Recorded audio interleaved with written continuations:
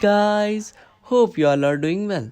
In today's tutorial, we're gonna learn how to use WhatsApp. So, without wasting time, let's start. So, first of all, open your WhatsApp application. Here, firstly, you have to make your WhatsApp account. After that, you will see interface of like that. So, here are chats you do with people and your friends. So, here you can search for chats. You can also text to yourself.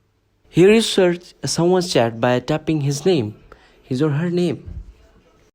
You can see your profile by tapping on the profile option here, and you can change your photo or many more and type your name. Here you can see account settings, and here you can see privacy settings. Here are notification settings.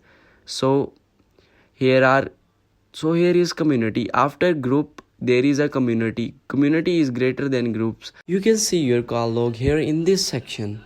After that we can see statuses of people and friends here in this section. Status will deleted in 24 hours. You can save your number by tapping here, and here you can chat with peoples, and here are some emojis which WhatsApp provides you. So here we go. That's how you can use your WhatsApp. So thank you so much for watching, and don't forget to subscribe for further cool tutorials. So bye bye.